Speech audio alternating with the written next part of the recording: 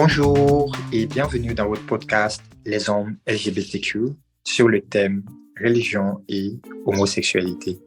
Je suis Yuri, votre hôte du jour, et je suis ravi de vous accueillir pour cet échange, comme nous avons l'habitude de le faire à peu près chaque mois. Alors, asseyez-vous confortablement, prenez une tasse de café, une tasse de thé, et nous allons y aller. Alors, tout d'abord, parlons un peu du sujet.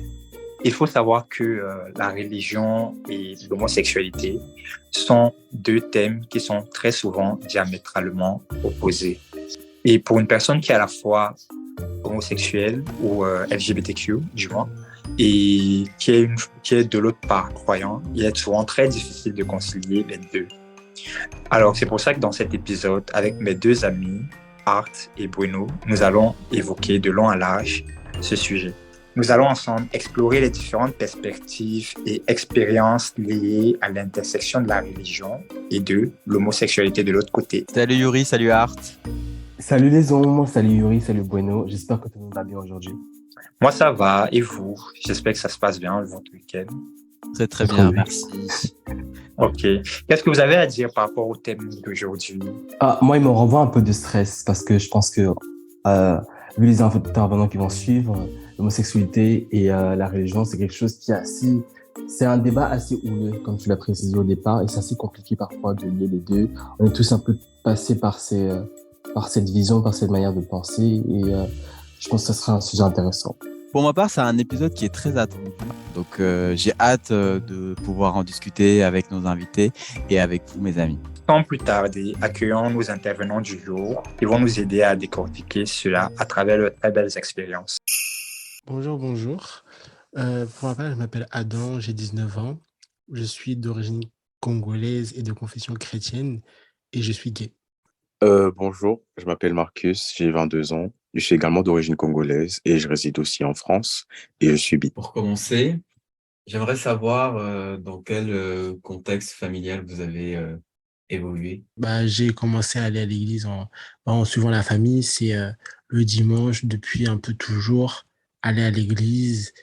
Et ça s'est jamais vraiment allé plus loin que ça. Ça n'a jamais été vraiment rester des heures à l'église après, parler à tout le monde, rester même jusqu'à des 16h, 17h. Non, c'était vraiment aller à l'église et après on rentre à la maison. Ça a été comme ça des deux côtés de mes parents, que ce soit avec ma mère ou mon père. Donc, malgré le fait qu'ils se soient séparés. Pour ma part, j'ai grandi dans un contexte familial très croyant, très à fond dans la religion. Dès ma naissance, en fait, j'étais dedans et depuis petit, j'allais à l'église, que ce soit j'y allais les dimanches, les jours d'intercession, les jours de louange, les vendredis. En semaine, nous, les dimanches, j'y allais. Et même de moi-même, en grandissant, j'y allais de moi-même après les cours. J'allais à l'église. Donc, j'ai vraiment grandi dans un milieu chrétien. Comment ça a été pour vous de gérer votre sexualité dans ce contexte-là, dans ce milieu religieux? Je pense qu'au début, il n'y a jamais eu vraiment de rencontre entre les deux. J'ai dû réaliser entre 9, quoique plus 11 jusqu'à 13 ans.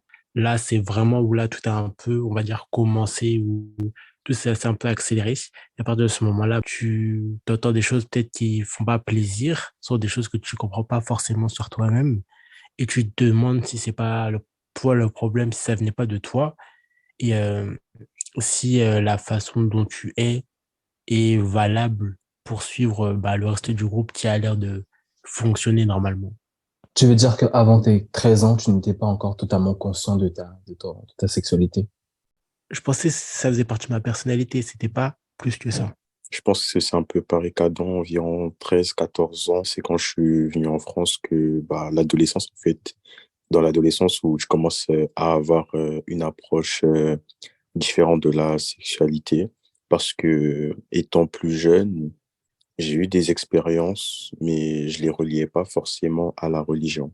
Donc, pour moi, j'avais pas conscience que, telle chose, faut pas le faire. Parce que moi, c'était juste des expériences comme ça, à 14-15 ans, où quand j'ai vraiment pris, j'avais déjà une approche différente de la religion.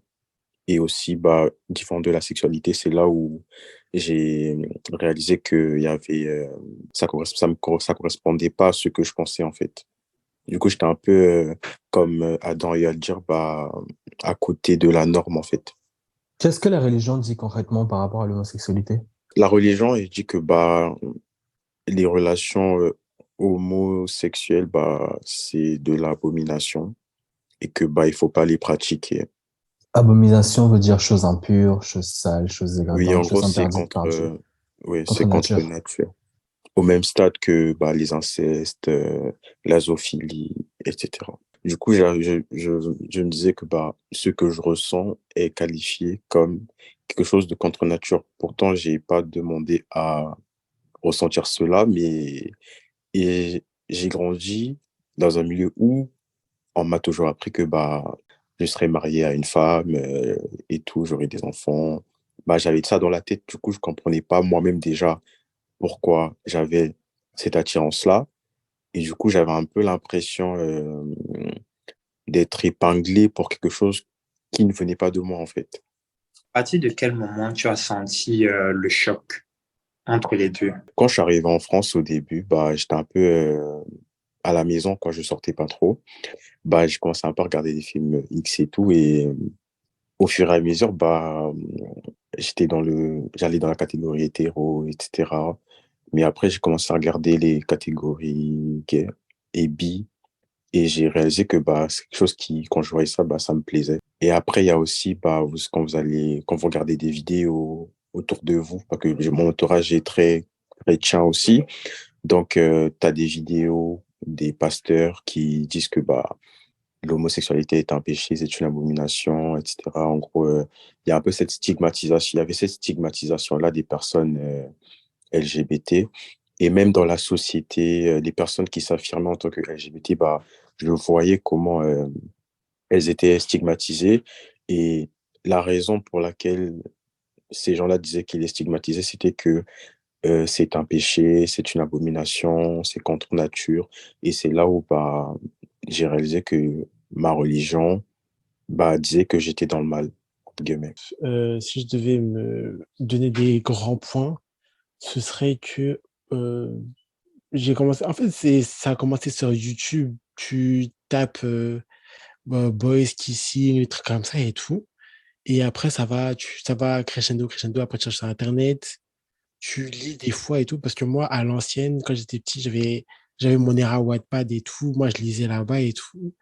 Et après, tu lis ça un peu sur Internet. C'est comme ça que tu réalises que, au fur et à mesure, la catégorie, elle change. C'est plus vraiment pareil. Après, tu dis, bon, c'est bien aussi. Donc, tu continues. Et c'est comme ça que ça en est arrivé là. Après, par rapport à la mise en perspective avec la religion, euh, c'est surtout entendre les dires de. Après, ça fait pas plaisir. Bon, vraiment, ça fait vraiment pas plaisir. Comme j'avais dit tout à l'heure, c'est se sentir un peu aliéné comparé à tout un groupe où tu as l'impression que il a fallu que ça tombe sur toi avec tout ce qui est possible d'avoir, c'est vraiment sur toi que c'est tombé.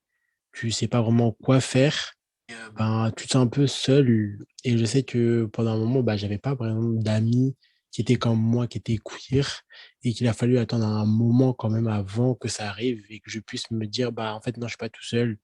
Et que j'avais aussi d'autres amis qui pouvaient être queer et aussi religieux, enfin, qui étaient aussi dans une famille religieuse. Et ça m'a permis de m'apaiser, on va dire, un peu et de me sentir plus entouré et plus compris. Est-ce que la religion n'a pas créé est-ce qu'elle n'a pas créé et entretenu une sorte de culpabilité? Un peu jusqu'à même aujourd'hui, parce que je suis dans la pensée, je dois finir mes études et tout. Au début, là, je voulais arrêter pour là, mais je savais pas quoi faire. Et là, j'ai trouvé quelque chose.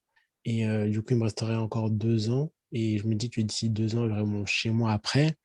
Et que après, là, je pourrais me sentir un peu plus libre, on va dire, de cette constante nécessité de mentir à un certain moment. Parce que déjà, en fait, mentir déjà de base, c'est pas forcément la chose la plus agréable, que ce soit en plus surtout à tes proches.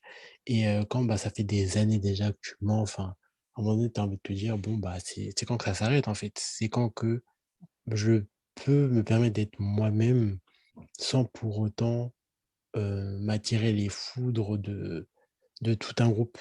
Est-ce que tu as réussi à passer cette étape alors? Est-ce que maintenant tu es toi-même aux yeux de ton entourage comme tu le voulais? Euh, je suis moi-même par rapport à mes amis Concernant et le pas vraiment coming ma out, en famille. fait, concrètement, est-ce que tu as fait ton coming out? Pas tout le monde. D'accord. À ce que tu as fait, comment ça s'est passé? Ça s'est bien passé. Parce que tout à l'heure, je crois qu'il me semble que tu as dit que ta mère était au courant, elle aussi dans Oui. la religion, j'imagine. Est-ce qu'elle t'a, quels ont été ses mots par rapport à Elle ça? a dit, tu seras toujours mon fils et tout. Ben, les mots qui rassurent, mais elle a dit qu'elle ne tolérait pas forcément. Je suis toujours très proche de ma mère, mais moi-même, je sens que je me permets plus de tout lui dire parce que je sais qu'une part de moi risque d'être rejetée par elle.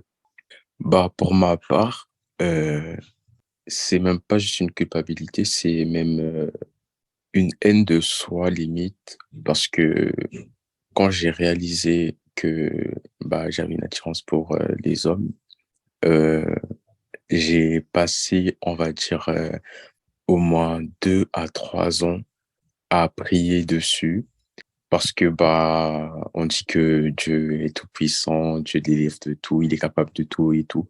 Je me disais, bah, si c'est une mauvaise chose, et si c'est une abomination, et il y a même des pasteurs, enfin des hommes de Dieu qui disent que vas-y, c'est des mauvais esprits, etc. Du coup, je me disais, bah, en soi, si c'est juste une question de mauvais esprit, quelque chose qui peut être réglé, bah, je vais prier pour ça et bah, je vais redevenir normal. Du coup, j'ai passé bah, toutes ces années-là à prier, à jeûner et tout pour que ça parte en vain. Et après, j'ai eu une phase où bah, j'ai commencé à me cultiver sur les identités, bah, mon identité différemment en dehors de la religion, on va dire, et de manière un peu plus scientifique et de personnes bah, qui ne sont pas forcément proches de la religion. Et c'est un peu grâce à ça que j'ai pu bah, avoir un peu plus d'amour pour ma personne. Ensuite, j'ai eu à relire ma Bible et j'ai compris que bah, pour moi, Dieu était avant tout amour et ça m'a aussi permis de moins haïr la personne que j'étais. Du coup, aujourd'hui, je dirais que je m'aime un peu plus. Ouais, je m'aime un peu plus qu'il y a quelques années, mais c'est vrai qu'il y a toujours un peu cette culpabilité-là, notamment liée au fait que bah, dans la Bible, les chrétiens ont dit que bah, les pécheurs iront en enfer. Du coup, certes, je m'aime un peu. Je m'aime, aujourd'hui je m'aime, mais il y a toujours un peu cette pensée-là liée au fait que bah, je serai peut-être pas parmi les élus qui iront au paradis, quoi. Voilà. Mais concernant la Bible, Marcus, est-ce qu'il n'est pas dit dans la Bible justement que c'est le passage à l'acte qui est puni et non l'homosexualité en elle-même? Oui, en soi, quand on parle de l'homosexualité dans la Bible, on parle de l'acte. On dit que c'est l'acte entre deux hommes qui est une abomination. On ne parle pas du fait de ressentir quelque chose pour quelqu'un. Mhm. Donc, quand il s'agit d'amour, c'est pas ça le péché. Après, moi, enfin, en toute honnêteté, je trouve même cette précision-là inutile Mhm. pour moi, parce que bah, si j'aime une personne et que je me dis que je vais vivre avec elle, bah, on aura toujours des rapports intimes, tu vois. Donc, je pourrais pas me dire que, vas-y, vu que la religion, elle permet bah, d'aimer une personne, mais de pas avoir des rapports avec, on va se mettre ensemble, mais on va pas se toucher, quoi. Mais pourquoi c'est problématique quand il s'agit de rapports intimes avec des homosexuels, alors qu'il est aussi interdit dans la Bible d'avoir des rapports intimes, même en étant en couple hétéro? Pour moi, en fait, bah, en dehors de ce que dit la Bible, au fil des années, j'ai aussi compris que c'était d'abord un fait de société. Ça concernait pas forcément la religion elle-même, c'était surtout la société, comment elle a évolué, parce que, bah, on va dire, à l'époque de la Bible, ces textes-là existaient déjà, mais tu avais des gens qui avaient des identités de genre, il y avait dans certaines ethnies, il y avait des trans, c'était pas mal vu, il y avait des rapports entre plusieurs personnes, etc. Et aujourd'hui, euh, comment je pourrais dire ça? Aujourd'hui, en fait, les hétérosexuels, c'est la plus grande population et je pense qu'ils prennent ce qui les arrange, notamment les chrétiens, ils prennent ce qui les arrange parce que il y a plein de choses qui sont mentionnées dans la Bible que tout le monde fait, mais qui sont des péchés au même statut que les pratiques homosexuelles. Mais ces péchés-là sont pas épinglés comme, euh, comme l'homosexualité. Il y a des histoires qui attestent de la gravité, on va dire, de l'adultère à l'époque de la Bible. Mais aujourd'hui, tu as des chrétiens qui se disent, enfin, des gens qui se disent chrétiens, mais qui forniquent, mais n'ont même pas cette culpabilité-là. Mais ces mêmes personnes-là cherchent à épingler des personnes parce que soit ils les trouvent trop efféminés, parce que en soi, dans la société, on voit pas des gens coucher ensemble.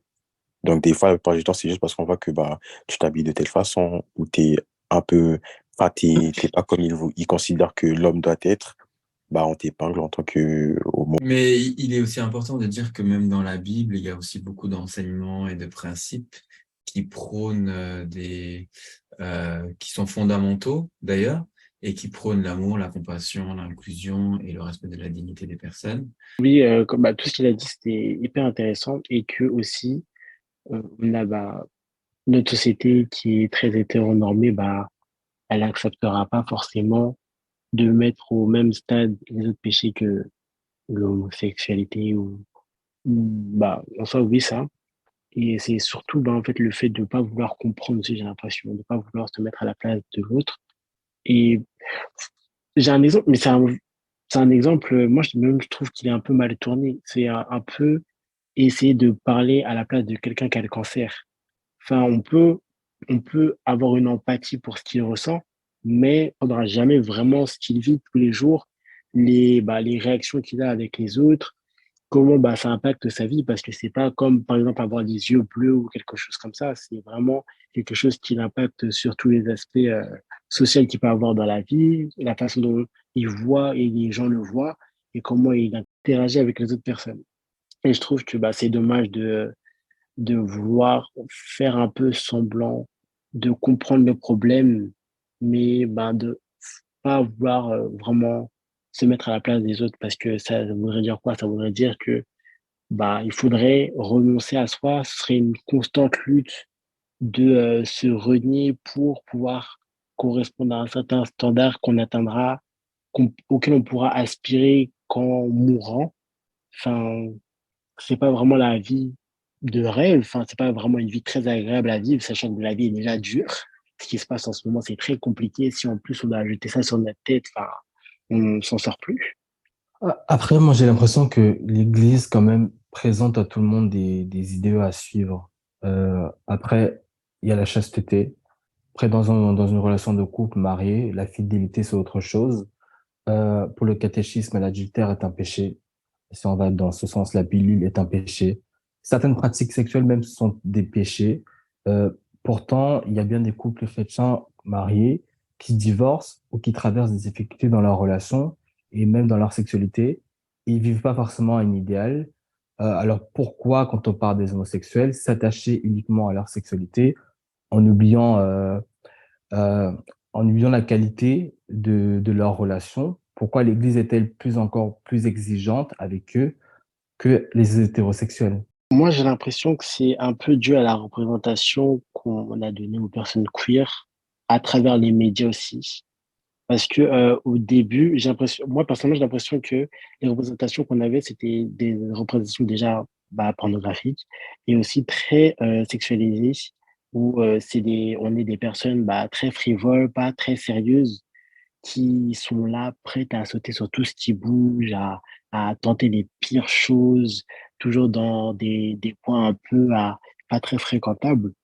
Or, pour la majorité, même si ça peut être le cas, et c'est tout à fait légitime. Chacun mène sa vie telle qu'il veut. mais que pour la plupart, bah, c'est pas forcément l'avis de tous, et que bah, les gens, au lieu de vouloir essayer de grandir et de s'ouvrir à de nouvelles perspectives, ils préfèrent se rattacher à ça en disant que oui, bah, un tel agit comme ça, c'est sûrement comme ça que vous agissez tous. Et je pense que c'est un peu le problème que subissent toutes les minorités sur le fait de prendre un mauvais exemple pour s'attaquer à toute une communauté. Je pense qu'aujourd'hui, je suis un peu à ce stade où quand je lis ma Bible, je vois que, comme tu as dit, Bruno, la Bible, elle prône l'amour, elle prône la compassion, elle prône l'entraide. Et même en tant que chrétien, déjà, je tiens à le dire, en tant que chrétien aujourd'hui, on se base sur l'évangile. L'évangile, c'est en gros les livres du Nouveau Testament, la vie de Christ, de sa naissance à sa mort et les messages qu'il a eu à laisser. Et quand je lis ces livres-là, bah, je vois que la personne du Christ, bah, Jésus, c'était une personne bah, il ne stigmatisait pas, il était entouré de personnes peu recommandables. C'est même pour ça que il était considéré comme un faux prophète, en gros un envoyé du diable, quoi. Et il y a plein d'histoires dans la Bible. Il y a notamment la femme prostituée, je crois que c'est la femme samaritaine, la prostituée, qui bah, était épinglée et le Christ a totalement pris sa défense. Donc c'est un peu ce message-là que moi je retiens de, de la Bible, de mon identité en tant que chrétien. Je me suis beaucoup détaché des choses, enfin des propos que pouvaient avoir certains pasteurs, serviteurs de Dieu, parce que bah avant, j'ai réalisé que bah, ces personnes-là mettent en avant leur éducation, leur culture, plutôt que la religion elle-même. Parce que c'est quand j'ai lu, et c'est vraiment, j'in- j'invite vraiment bah, les personnes qui vont nous écouter et qui sont de confession chrétienne à vraiment lire la parole et notamment l'évangile. C'est quand j'ai vraiment lu l'évangile et j'ai vu ce que Jésus disait, que j'ai compris que bah, ces personnes-là, en fait, qui passent leur temps à stigmatiser, à propager de la haine, en fait, bah, pour moi, c'était pas de bons chrétiens, c'était pas des exemples à suivre, parce que l'exemple à suivre, c'est Christ. Et quand tu vois Christ, ce qu'il faisait par rapport aux personnes qui étaient stigmatisées et ce qu'il disait aux autres de faire, bah, on aurait eu, bah, aujourd'hui, on n'en serait même pas là, en fait. On devrait être, pour moi, un chrétien aujourd'hui devrait être une personne, si je pense, les chrétiens devraient être les premières personnes à prôner l'amour, la compassion, l'entraide et toutes ces valeurs, en fait, de fraternité, tu vois. Parce que c'est vraiment ce qu'il y est dans l'évangile. L'image qu'on doit avoir de, bah, comme il a dit, d'être des bonnes personnes, c'est une aspiration que tout chrétien a, mais que les hommes restent des hommes, que même s'ils ont pris la décision de changer, et que grâce à Dieu, oui, il y en a certains pour qui ils ont vraiment changé, mais les hommes restent des hommes et que le jugement fait partie un peu de sa nature, même si c'est quelque chose auquel il faut faire attention et que bah, le fait d'être chrétien, c'est pris avec un peu, pour certains, c'est pris avec de l'orgueil, pour d'autres, c'est un peu un totem de je le suis, donc je peux dire, et que même si pour eux ça se passe très bien, mais pour certains, peuvent parler avec une certaine virulence, bah, qui peut quand même vexer et qu'il faut quand même prendre en compte que bah, les autres en face ont aussi des émotions, qu'ils ont aussi un certain vécu, et leur réaction à certaines situations peut différer en fonction bah, de leur passé, et que bah, tout le monde est différent et que si tu as pu comprendre quelque chose à une certaine vitesse, tout le monde ne va pas la comprendre à la même vitesse. Marcus, j'ai deux passages du livre du Lévitique qui parlent justement de l'homosexualité. Il y a le verset 18 à 22 qui dit: Tu ne coucheras point avec un homme comme on couche avec une femme, c'est une abomination. Et il y a le verset 20 du même livre qui dit: Si un homme couche avec un homme comme on couche avec une femme, ils font tous deux une chose abominable, ils seront punis de mort, leur sang retombera sur eux. Je pense juste que ces textes-là, parce que si vous lisez le livre de Lévitique en entier, vous verrez qu'il y a des choses, on va dire, encore plus choquantes que ça.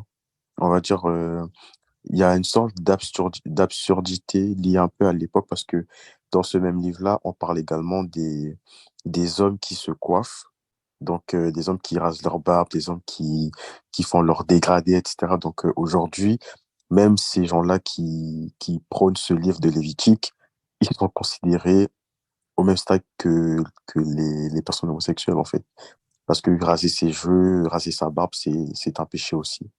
Et pour les femmes aussi, ne pas porter de voile, etc., couper ses cheveux et tout, bah, c'est aussi interdit dans ce même livre. Donc, il y a plein de choses qui sont mentionnées là-dedans qui aujourd'hui ne sont plus du tout valides. Et surtout, comme j'ai eu à le dire, euh, la vision chrétienne. Parce que ça, en fait, si on doit le dire, ces livres-là sont applicables dans la Torah. Parce que ces livres-là, ce sont les livres qui composent la Torah. Vous voyez? Non, c'est- Et dans la chrétienté, Christ, quand il est venu, il a dit, je ne suis pas venu abolir la loi, mais je suis venu, en fait, vous délivrer des condamnations de la loi. Ça veut dire, c'est pas parce que tu fais tes péchés qu'on va te, justement, quand la Bible, dans l'île de Lévitique, qui parle de punir de mort, bah, justement, le fait d'être chrétien t'enlève toute cette condamnation-là, en fait, tu vois. Donc, pour moi, quand tu es quelqu'un et tu dis que tu crois en Christ, que tu es chrétien, bah, d'office, tu n'es plus soumis à la condamnation de tes péchés. En fait, du coup, C'est ça veut ça? dire, si je comprends bien, tu n'es Mhm. plus soumis à la condamnation des hommes, mais tu te remets au jugement de Dieu finalement. Exactement. Exact, Ok. parce qu'avant, bah, c'était les hommes qui jugeaient, c'était les hommes qui te punissaient parce que tu as commis tel acte ou tel acte, alors que de nos jours, enfin, dans la chrétienté, bah, ce n'est plus l'homme qui te juge, en fait, c'est Dieu qui va te juger.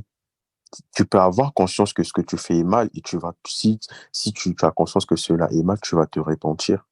Mais c'est par la foi, tu vois, c'est plus par les hommes, ce n'est plus par le sang, comme c'est mentionné dans le livre de Lévitique. Ça entretient quand même cette vision du regard que peut avoir les autres sur notre vie, en fait. Le jugement des autres, non?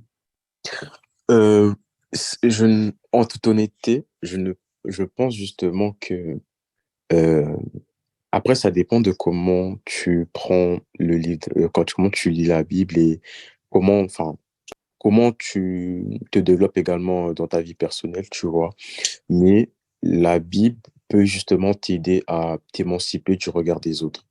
Parce que, bah, comme j'ai l'exemple que j'ai eu à prendre tout à l'heure, il y a l'exemple de la femme, la prostituée, tu vois. Bah, là, Jésus, il dit aux autres, bah, que celui qui n'a jamais péché lui lance la pierre. Et il n'y a personne qui l'a fait. C'est pour montrer que, bah, c'est les personnes, en fait, qu'on ne voit pas, qui font des choses qu'on ne voit pas, ce sont les premières à te taguer, à t'épingler. Mais si on vous étale tous, on décline tous vos péchés, bah, il y en aura il y en aura peu qui vont assumer comme toi tu t'assumes, tu vois.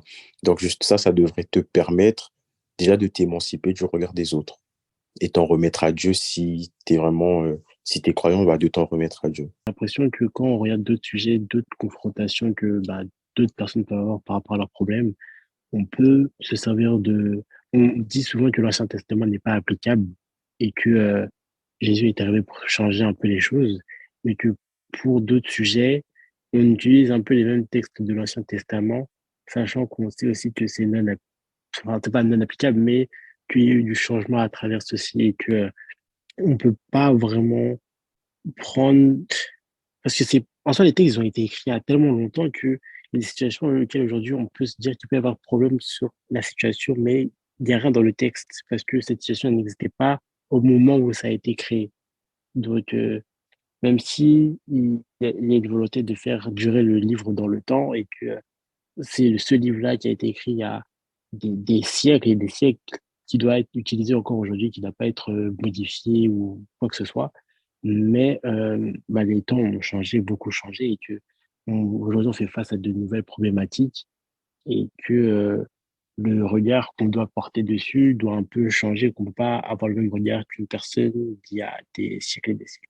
Et si je pouvais rajouter quelque chose, moi, je dirais tout simplement à une personne qui nous écoute et qui est chrétienne, pardon, bah, une personne te parle pour justifier son homophobie ou sa transphobie ou autre, qui te prennent ces livres-là de l'Ancien Testament comme Lévitique ou autre en tant qu'argument, tu dois tout simplement lui dire en fait que cette personne-là n'est pas chrétienne. Et ça, je tiens vraiment à ce que les gens ils prennent vraiment conscience de ça. Une personne qui justifie ses actes par des livres de l'Ancien Testament, c'est une personne qui n'est pas chrétienne ou qui se dit chrétienne, mais qui n'a pas saisi en fait les valeurs en fait du christianisme, tout simplement. Le livre de Galates 5, au verset 22, où il est écrit, je cite, mais le fruit de l'esprit, c'est l'amour, la joie, la paix, la patience, la bonté, la bénignité, la fidélité, la douceur, la tempérance. Mais la loi n'est pas contre ces choses. Ce que beaucoup de personnes homophobes et chrétiennes oublient parfois. Exactement. Merci Marcus. Je pense que ce qui est carrément zappé dans l'homophobie et ce qui est mis en avant pour justifier justement l'homophobie, c'est les pratiques sexuelles. En aucun moment, l'idée de concevoir un amour existant entre homme ou femme possible, ou même est écartée, je crois, d'office écartée. C'est parce que tous te renvoient d'abord à ce qui s'est passé à Sodome et Gomorrhe, en te disant que Sodome et Gomorrhe ont été détruits justement à cause de la sodomie. Mais on ne t'a jamais dit que la sodomie, là, c'était entre les hommes. Et c'est pas que ça, hein. C'est pas juste que Sodome et Gomorrhe n'a pas été détruits juste par rapport à la sodomie. Et je pense que c'est même dit, à un moment donné, Marcus, reprends-moi si je me trompe, à un moment donné, on te dit aussi que Sodome et Gomorrhe étaient détruits pour pour l'ensemble des vices qui existaient. Et les vices qui existaient, il n'y avait pas juste la sodomie à cette période-là, c'était tout ce qui était prostitution, c'était tout ce qui était, comment on appelle, viol, c'était tout ce qui était, vraiment, il y avait vraiment beaucoup de vices. C'était pas juste, et en fait, on a pris tout un ensemble de choses, on a voulu en tirer une et attribuer ça pour dire que, bah, c'est ça, en fait, c'est à cause de Sodome et Gomorrhe été détruits, à cause de l'homosexualité. Je tenais à rajouter juste une chose. Il y a un verset qui parle de l'amour et c'est un amour que doit véhiculer toute personne qui se considère en tant que chrétienne. Et ce verset, c'est le verset de 1 Corinthiens 13.